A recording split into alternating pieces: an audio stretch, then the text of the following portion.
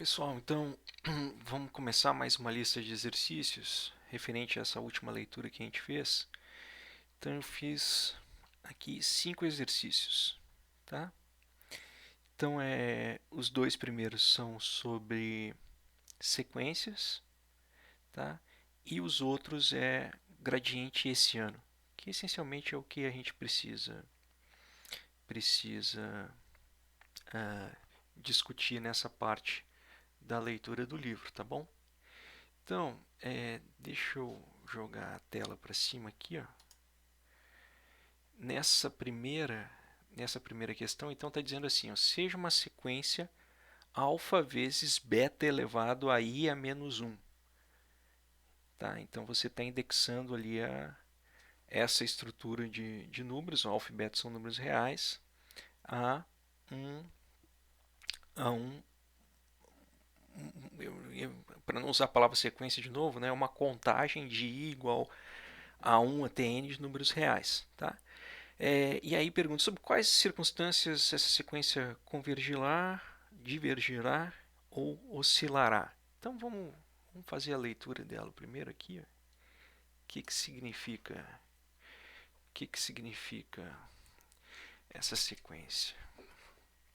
Significa que você está. Essa sequência é assim. Ó.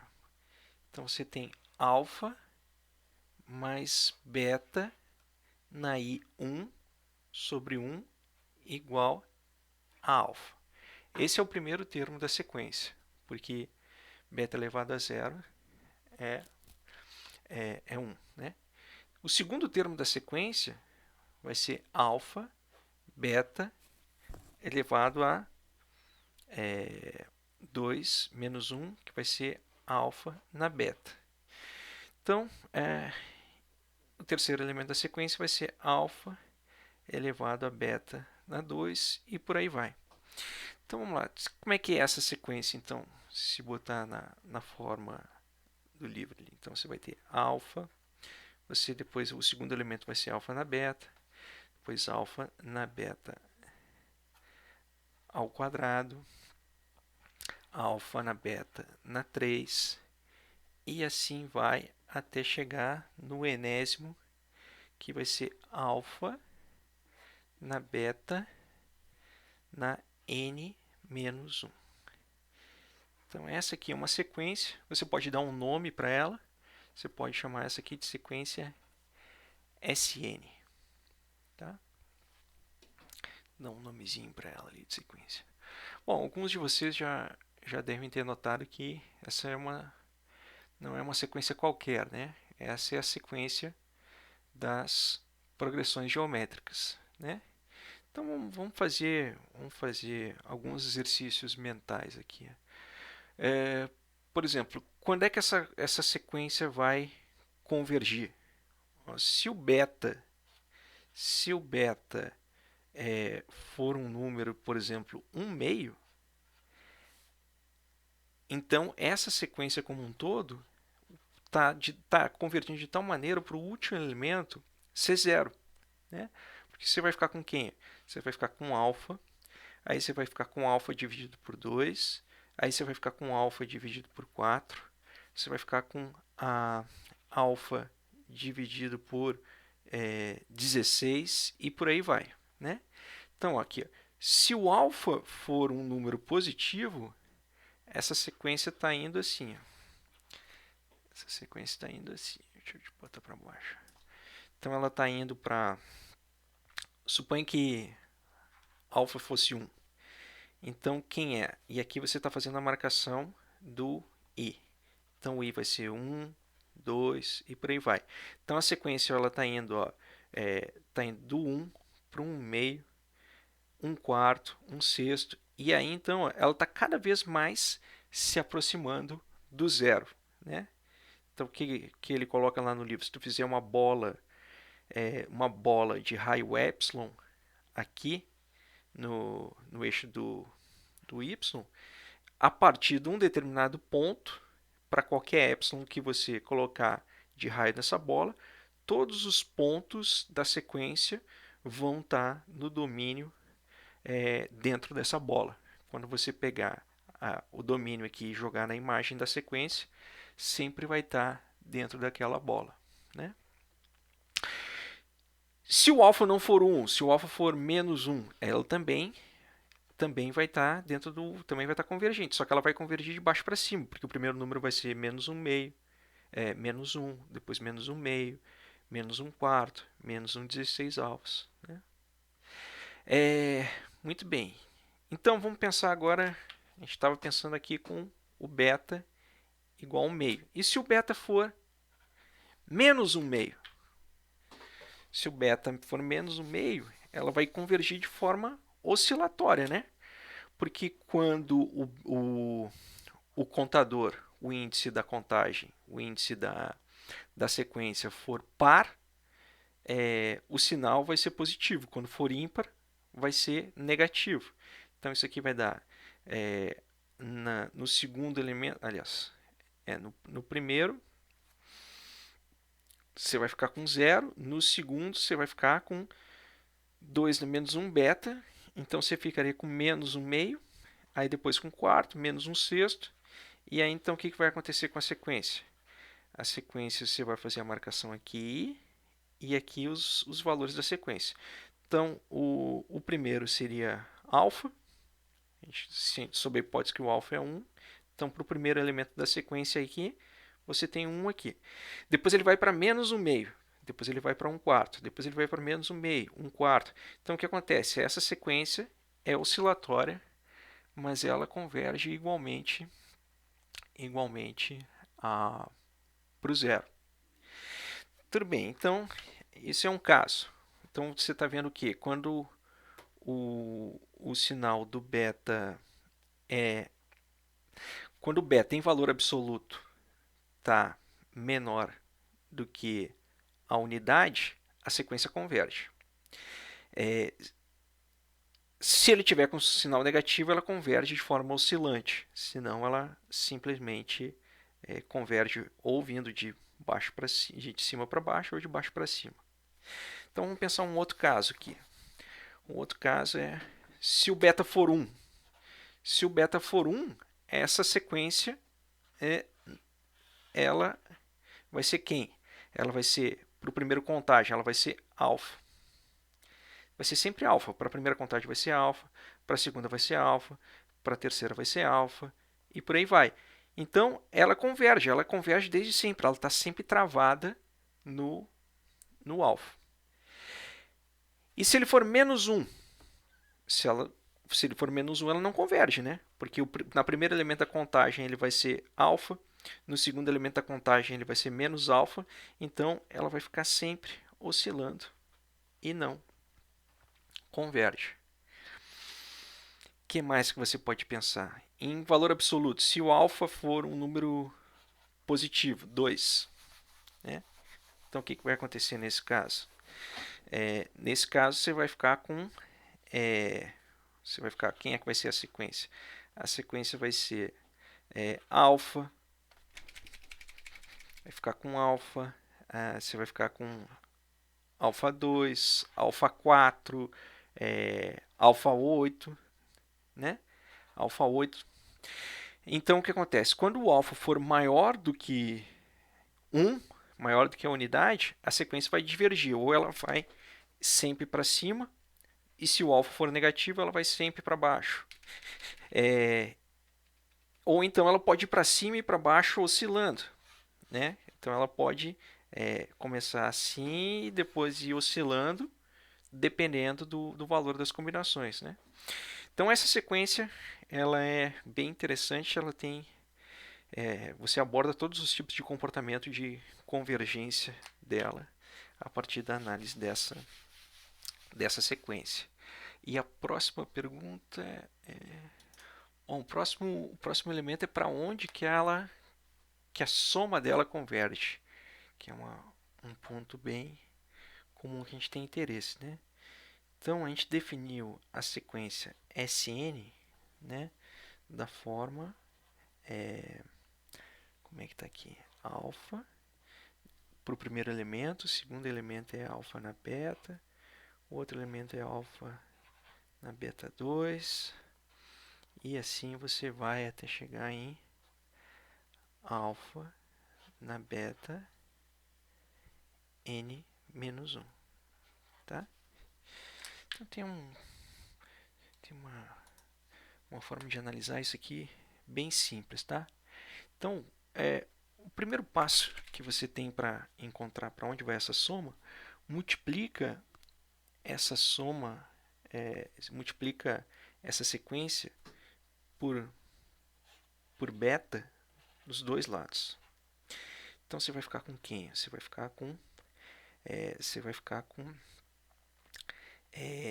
alfa beta, aí você vai ficar com alfa beta ao quadrado, aí você vai ficar com alfa beta ao cubo, até você ficar com alfa beta na n, né? Olha só, então o próximo passo você vai pegar beta S de n menos S de n. Então, se você pegar isso daqui como a soma dos elementos, você pode transmutar isso daqui para Sn igual a uma soma de i igual a 1 até n alfa de beta na i menos u. Beta i menos 1. E aí, então, você vai ficar com beta de Sn. Isso aqui vai ser a soma de i igual a 1 até n alfa beta na i. Então, o que você vai ver? Você vai ver que tem os elementos, todos os elementos da diagonal aqui, eles vão se cortar. Ó, esse cara vai cortar com esse cara vai cortar com esse lambda alfa na beta 3 vai cortar com um alfa beta 3 daqui. Aqui vai ter um alfa beta na n menos 1, que você vai cortar com esse daqui. E aí, então, quando você multiplicar esse cara aqui por menos 1, você vai ficar com menos 1 aqui, ó. E quando somar isso daqui, então, você vai ficar com beta S de n menos S de n. Você vai ficar só com o primeiro elemento, que é o alfa, menos o alfa de beta na n. Então, você vai ficar com quem? S de n, em termos de soma, né? Vai ser alfa por 1 menos beta na n, 1 menos beta na n, por 1 menos beta. É esse daqui. Beta na n.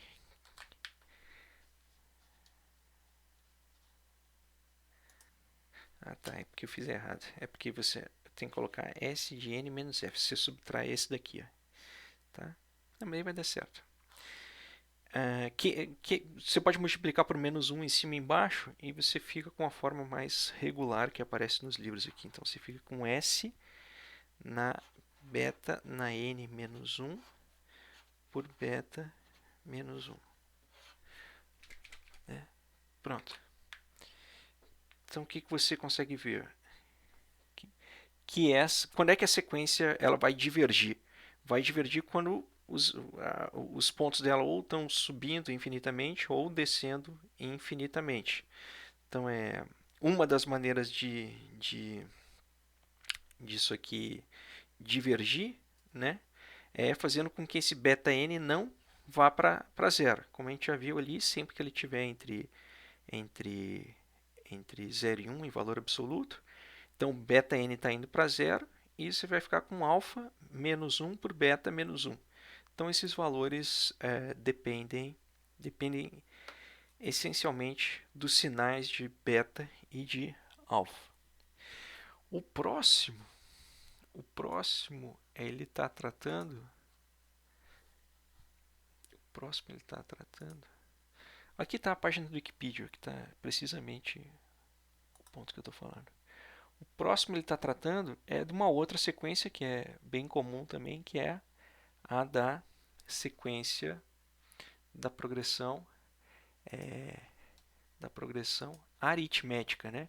Que é algo bem comum na econometria 2, econometria de séries temporais, que é o caso da raiz unitária.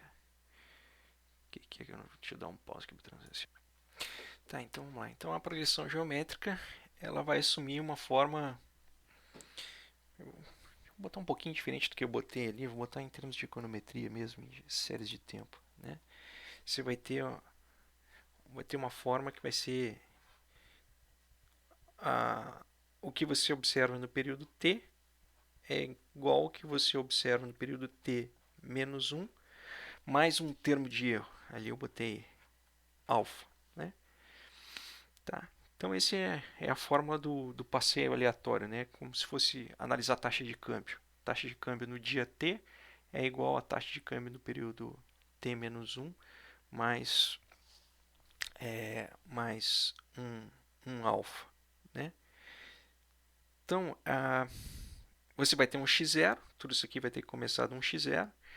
Então, uma forma de você analisar isso é você colocando x de t, ou x1, né?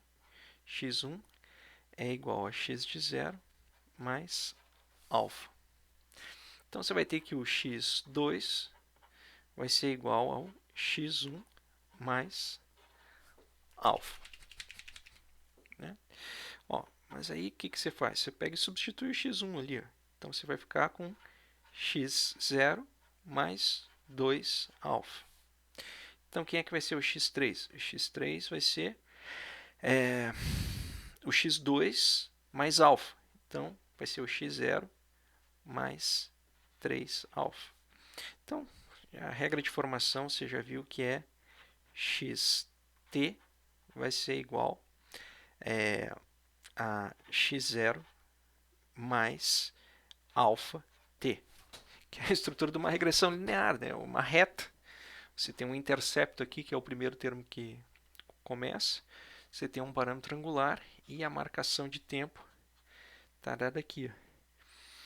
Então, por isso que lá em econometria são tanto o passeio aleatório quanto a estrutura de tendência linear, são dadas como equivalentes. Né? Então, aqui nesse caso, você só tem 3 possibilidades. Né? Primeira possibilidade, se o alfa for 0, a sequência fica parada sempre em x0. Né? Então, você vai fazer a marcação aqui da sequência e aqui você vai colocar o xt. Então, se x0 for positivo, você vai ter um x0 aqui e a sequência vai ficar sempre parada no x0. Se o alfa for positivo, a tendência vai ser para cima. Se o alfa for negativo, a tendência vai ser para baixo. Tá? Aí dá para fazer sofisticações. Qualquer uma dessas séries aqui você pode fazer sofisticações. Né? A sofisticação direta que se faz é colocando um parâmetro beta aqui.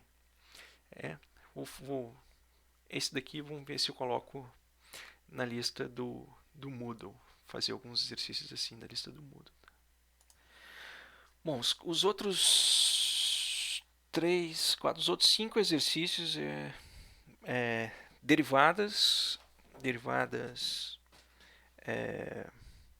em mais de uma dimensão, né? Gradiente esse ano. Tá? E depois a interpretação, né, dos problemas. Tá? Então, nesse primeiro da sequência, que é o 3 ali, tem uma coisa assim. Considere uma regressão linear, y igual a alfa mais beta x ui, e a função de mínimos quadrados. Está ali a função de mínimos quadrados, vocês já devem estar vendo isso lá em econometria.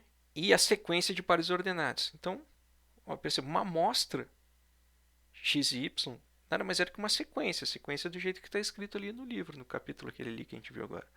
É uma sequência de pares ordenados onde você vai marcar elas de i igual a 1 até n. Só que é uma sequência, em vez de ser na reta, é uma sequência no plano cartesiano. Né? Então, qual é a função, né? E determine o gradiente e o hessiano. Né?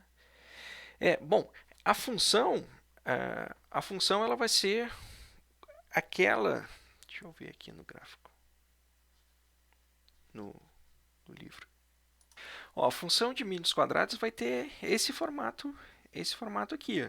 Só que num eixo você vai ter alfa, num outro eixo você vai ter beta, e ela vai ter, você é uma minimização, né? Você vai ter que minimizar ela em relação ao parâmetro angular e ao parâmetro linear. Então é essa cara da função de mínimos quadrados, né? Ela vai depender a posição, ela sempre vai ter essa cara, a posição dela vai depender essencialmente da amostra, das somas dos x e dos y, para posicionar ela no plano cartesiano. E o plano cartesiano vai ter que ser escrito em termos de alfa e beta, sempre vai ter essa cara e a posição dela depende essencialmente dos valores da amostra. Então, vamos lá. Então você vai estar trabalhando com essa função aqui, né? Cadê a função? Você vai estar trabalhando com essa função aqui. É uma função que está valorada no parâmetro linear e no parâmetro angular.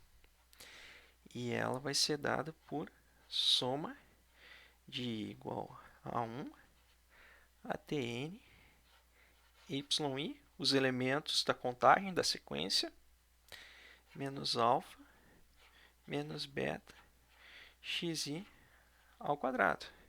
Muito bem, então quem é que vai ser o gradiente dessa função? Normalmente você representa o gradiente por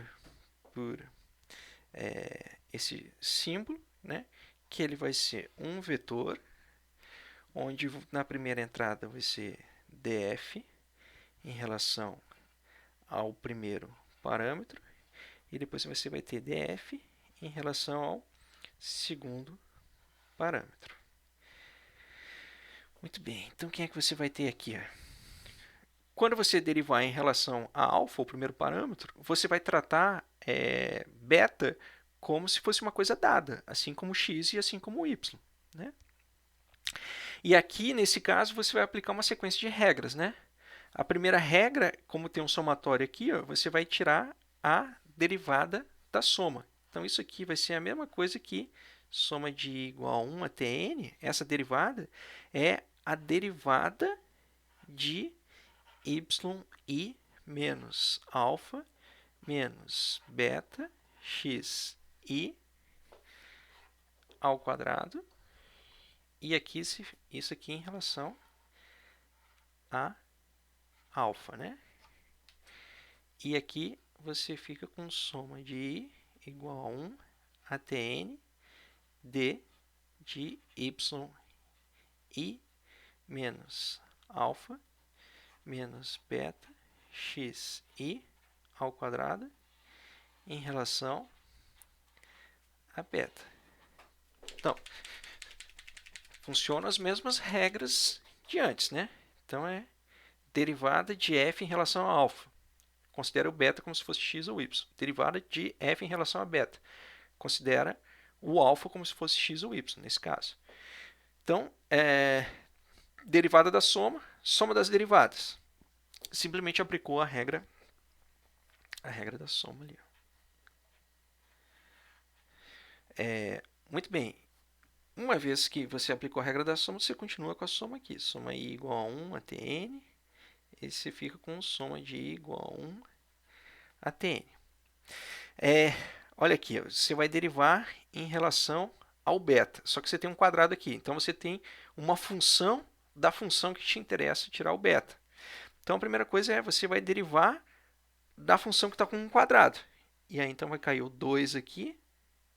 E aí, então, você vai ficar com yi menos alfa menos beta xi na 2 menos 1. E depois deriva a parte que está dentro em relação a alfa, que vai ser o menos 1. E depois você vai derivar embaixo em relação ao beta. O 2 vai cair, você vai ficar com yi menos alfa menos beta xi. Fica igual, ó. É a mesma coisa, porque tanto o alfa quanto o beta estão dentro da função quadrado ali, que é a mesma coisa. Só que quando você derivar aqui em relação a beta, em relação, não vai ficar com menos 1 ali, você vai ficar com menos xi. Né? Olha só. Então, quem é o gradiente? Como é um vetor, o 2 pode sair para fora. Agora, você está vendo que tem um somatório ali? Ó? Um somatório de I igual a 1 até N. Né? Olha aqui. Na econometria, se tu pegar ali aquela função yi, alfa mais beta xi, então quem é esse cara aqui? Ó? Esse cara é o i. E esse cara aqui também é o i. Então, você fica com 2, aí você fica com soma de i igual a 1 até n, soma de i igual a 1 até n, aí você fica aqui ó, com o i, na realidade é menos 2, né? Porque tem o negativo aqui e o negativo. E aqui você fica com o i aqui e o i aqui. Só que você tem um cara que é 1 aqui ó, e você tem cara que é xi. Então perceba, nessa primeira entrada você tem a soma do erro vezes 1. E depois você tem a soma do i vezes xi. Ora, mas isso aqui é o próprio vetor x lá da econometria. Então você tem elementos do vetor de erro com elementos do vetor x. Então isso aqui é um produto interno. Então quem é que você tem? Quem é que você tem aqui? Você tem u', se for um vetor de erros aqui, u' x. Então esse é o gradiente. Tá, tudo bem, eu não fiz a representação em forma matricial, lá em econometria vocês devem estar fazendo isso. Então, para o nosso exercício é suficiente você observar que o gradiente vai ser essa estrutura aqui, ó, soma de ui mais soma de xi. Então perceba, lá do exercício um exercício anterior que nós fizemos ali sobre ortogonalidade, era o último item do exercício do barco, né? Então, a gente viu que sempre que o produto interno entre dois vetores der zero, a gente diz que eles são ortogonais, né? Então, quando é que você vai ter um mínimo quadrado, quando as duas derivadas forem iguais a zero? Quando o vetor de erros for ortogonal a constante e também ortogonal ao vetor constante e ortogonal ao vetor de variáveis explicativas, né? Então, isso vai significar aquele gráfico clássico lá da econometria que se tu pegar qualquer erro, vai ter que dar um ângulo reto. Qualquer erro em direção à reta, você vai ter que ter um ângulo reto. Isso aqui é a explicação geométrica do gradiente, tá? Então, esse aqui é o gradiente, quando o gradiente for zero, você conseguiu achar com que essas duas posições sejam ortogonais. Isso é uma explicação geométrica. Uma outra explicação que não é geométrica do porquê que isso tem que ser zero, lá num problema de mínimos quadrados, né, é que se você somar isso daqui, vai ser o numerador do erro. Então você tem que dizer que na média você está errando. Só que o de baixo é uma média ponderada pelos xi. Então você está dizendo que, seja qual for a ponderação, simples ou por xi que você usar, na média você vai errar zero. E tem uma outra explicação ainda, que é a respeito de covariância. Mas eu não vou entrar nisso, isso é a explicação de a exogeneidade ou endogeneidade lá da econometria. Muito bem. Tudo bem, então você achou aqui o vetor gradiente. Vamos achar agora a matriz de Hessiano, a matriz de segundas derivadas. Então, esse aqui é teu gradiente. Então, quem é o Hessiano? Quem é que vai ser teu Hessiano aqui? Então, a matriz hessiana, ela vai ser representada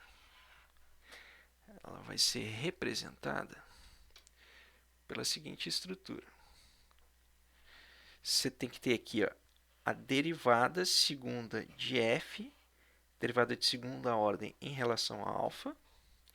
Você vai ter que ter a derivada segunda de f de alfa de beta. Você vai ter que ter a derivada segunda aqui de f, só que agora, aqui troca a posição, né? Aqui é de alfa de beta, porque alfa é a primeira posição, aqui é de beta de alfa. e aqui a derivada segunda de f em relação a beta. Tá? Muito bem. Você sabe pelo teorema de Young sobre situações normais, essa aqui é uma situação normal, essas duas derivadas são iguais. Young. Né? Então, você tem que tirar essas derivadas. Então, vamos tirar a primeira. Então, a primeira aqui é a derivada segunda de f em relação a alfa. Então, quem é que você vai ter aqui? O 2 vai para fora, e aí então você vai ficar com um somatório de i igual a 1 até n. E você está ficando com quanto aqui? Você está derivando isso, esse menos com esse menos vai embora, e você vai derivar só em relação ao alfa, que vai dar 1. Então, você vai ficar com duas vezes a soma de 1, n vezes. Então, isso aqui dá 2n. Né? 2 vai para fora, esse menos vai com menos. Você deriva só em relação a alfa, e você fica com 1n. Então, você substitui esse cara aqui, por 2n. E quando você derivar o outro, o de baixo, você vai ficar com 2 de f em relação a beta. Então, o 2 de novo vai para fora, você fica com soma de i igual a 1 até n. Esse negativo com esse negativo vai embora. E você está derivando em relação a beta. Então, você está ficando com quem? Você está ficando com xi ao quadrado. Tá? Então, essa derivada aqui, é 2 soma de i igual a 1 até n xi ao quadrado. E você lembra que n é simplesmente a soma de i de 1 n vezes. Mas também isso aqui, n, você pode escrever também como a soma de i igual a 1 até n, 1 ao quadrado. Só para a gente fazer a conexão depois com formas quadráticas. Tá? Muito bem. Então, vamos derivar agora df de alfa. Quando você derivar essa derivada, que é em relação a alfa, mas em relação a beta, você vai ficar com a soma de i igual a 1 até n. O 2 está aqui. O negativo com o negativo aqui fica de fora. Né? E você vai ficar com quem? Você vai ficar com o xi.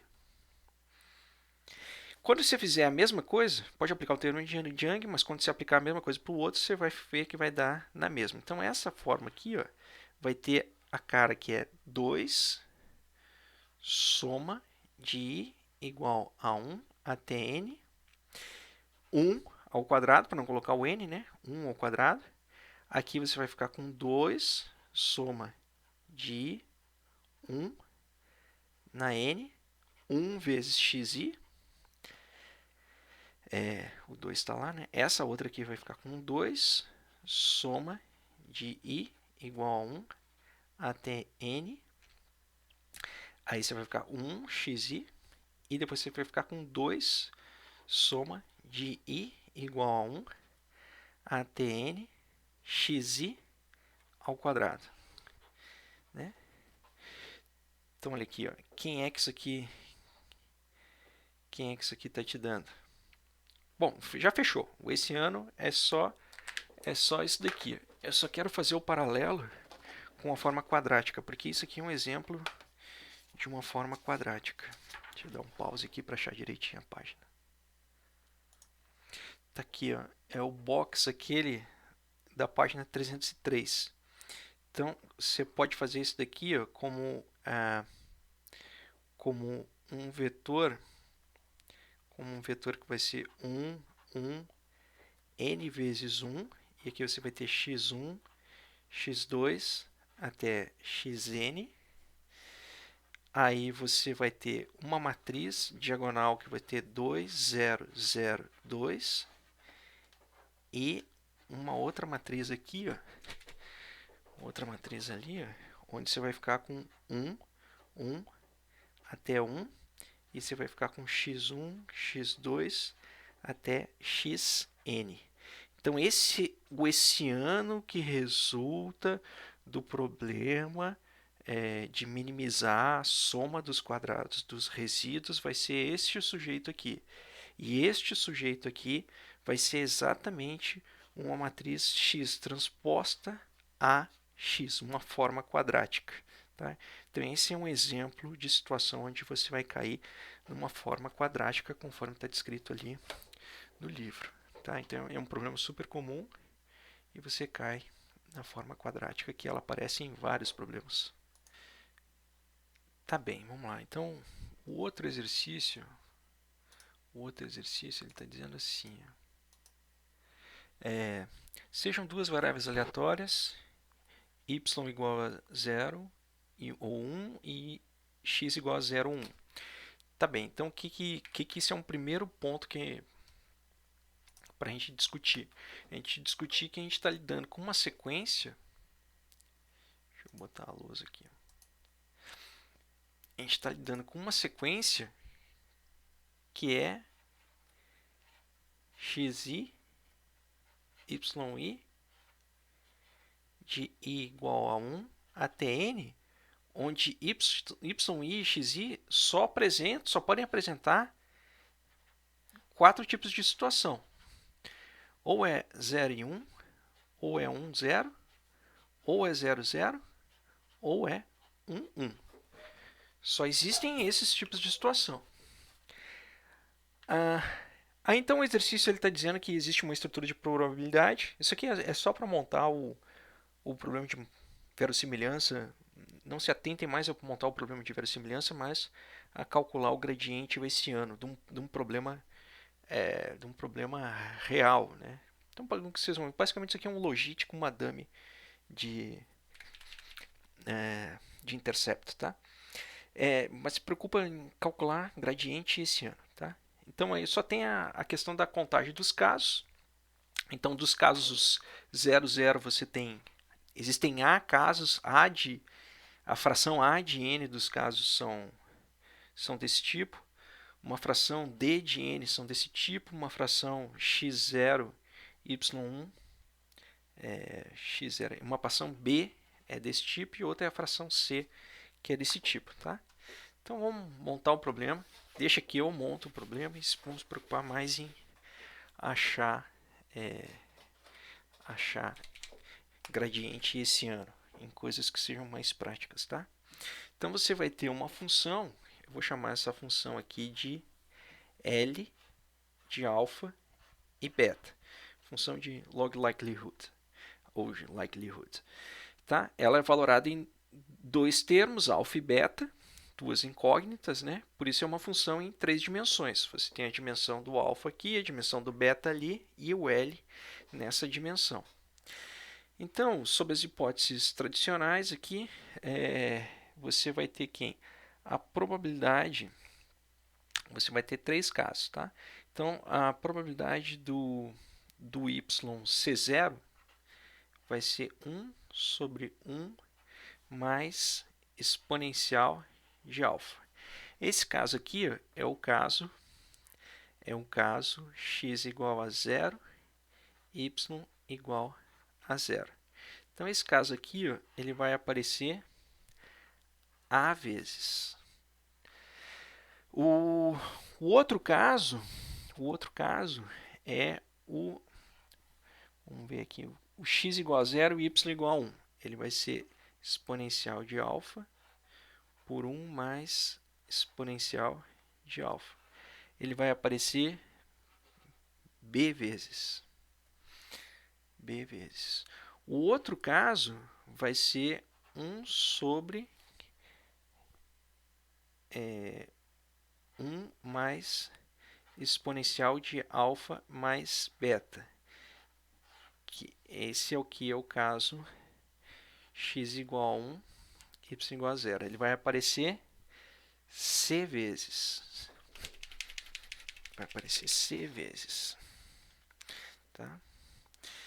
E o último caso vai ser exponencial de alfa mais beta por 1 mais exponencial de alfa mais beta.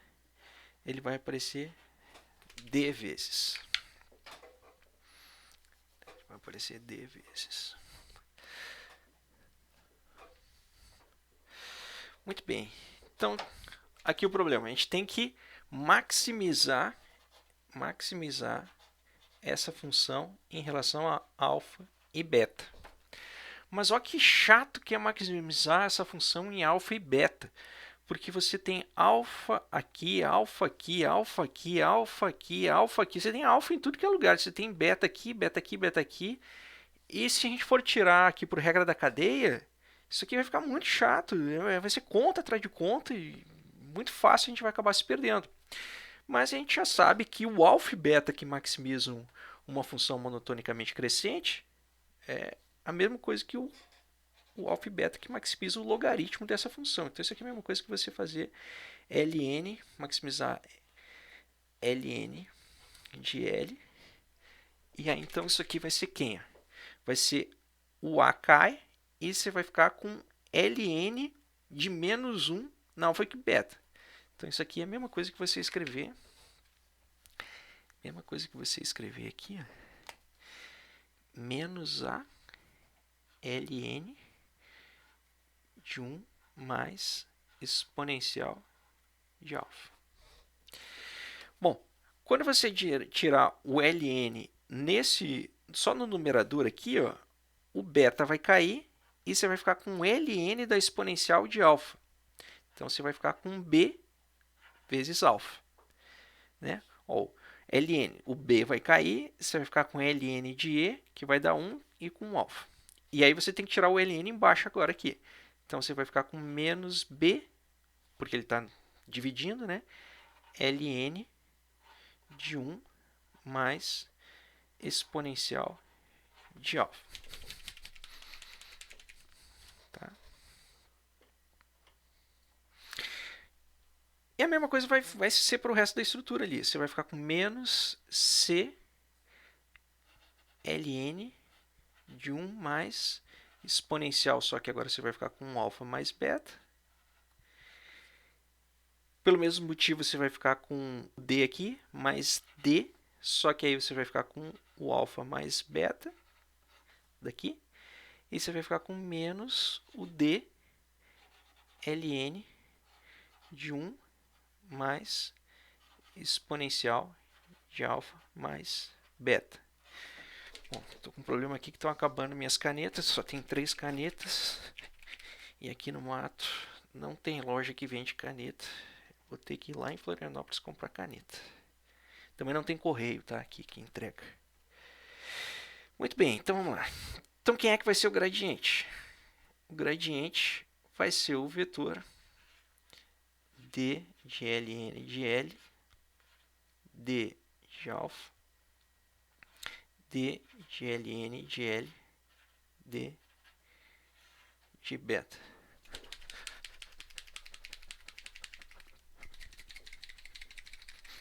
Então, quem é que vai ser isso daqui? Ó? Vamos derivar. Então, a primeira, a gente tem que derivar em relação a alfa. Então, você vai ficar com o A aqui. Aí, de novo, regra da cadeia. Você vai ficar com derivada de ln de L em relação ao que está dentro do parênteses. Você vai ficar com 1 mais exponencial de alfa. Aí, deriva depois o que está dentro do parênteses. Você vai ter que derivar exponencial de alfa, que dá exponencial de alfa. Aí depois você tem o alfa aqui de novo, você vai ficar com mais um beta. Aí você tem um alfa, um b, né? Você tem um alfa de novo ali. Então você vai ficar com mesma coisa, exponencial de alfa por 1 mais exponencial de alfa. Onde é que aparece alfa de novo? Aparece ali o alfa. Então você vai ficar com menos c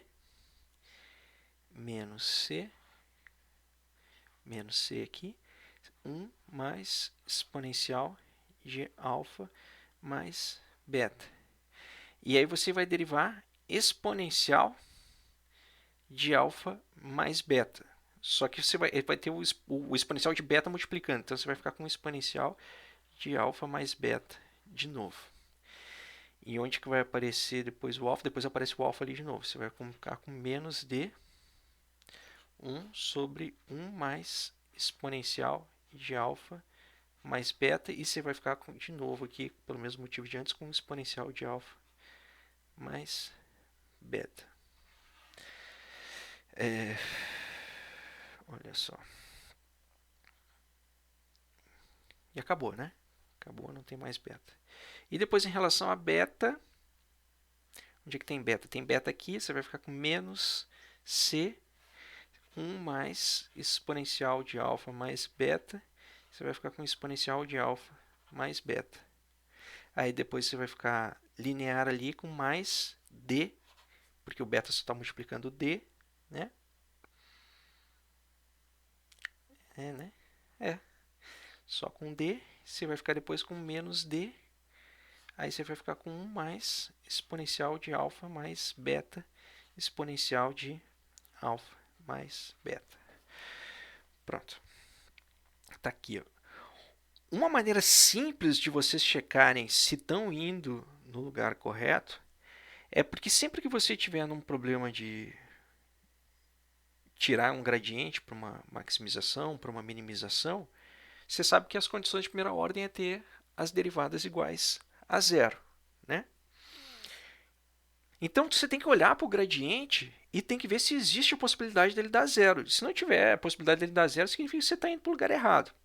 Então perceba, ó, exponencial de alguma coisa, 1 mais dividido por exponencial, pelo próprio cabeçalho que está escrito ali no exercício, ele é uma estrutura de probabilidade. É uma estrutura de probabilidade que é uma estrutura logística, né?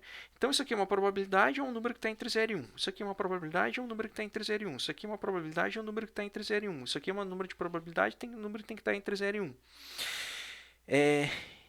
Então, você tem que ter certeza que isso aqui pode chegar em zero. Pode chegar em zero? Pode. Tem um número negativo aqui, tem um número negativo aqui, tem um número negativo ali, tem um número positivo aqui. Então, existe a possibilidade, sim, dele chegar em zero. Tá? E a mesma coisa por debaixo. Tem um número negativo aqui, um positivo aqui, um positivo aqui. É uma probabilidade, é uma probabilidade. Tá? Tá, eu não vou tirar esse ano aqui, mas é mesmo, só vai ser muita conta para fazer, mas vai cair numa. Porque tá acabando meu pincel, tá? Eu preciso poupar pincel. Até quinta-feira, quando eu vou comprar pincel novo. Mas vai cair na mesma estrutura anterior, que é, se você tirar o esse ano, ele vai cair numa forma quadrática.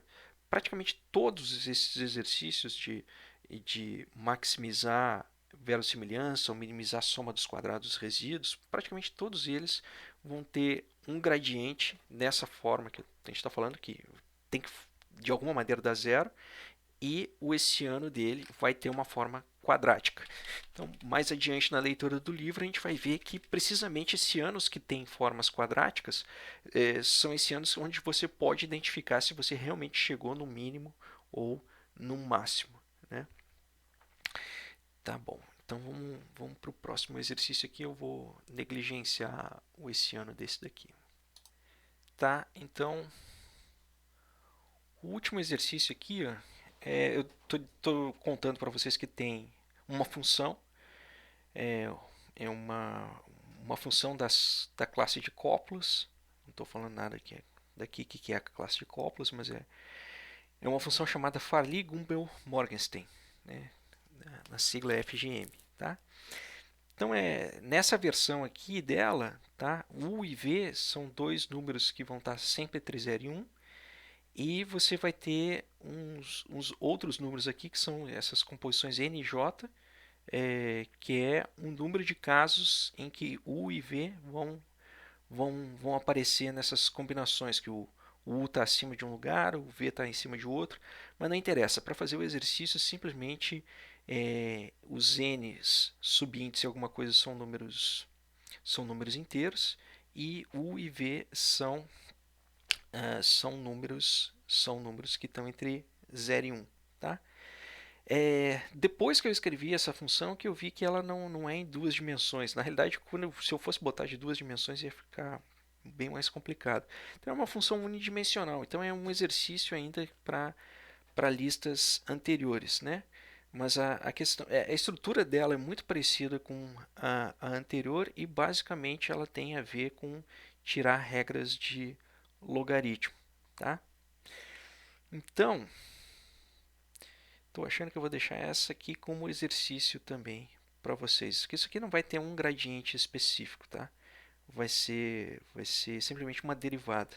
Vou deixar ela na lista aí, mas ela não encaixa muito nesse exercício. Eu vou pensar em alguma coisa que encaixe melhor e então vou colocar nos exercícios do Moodle, tá bom?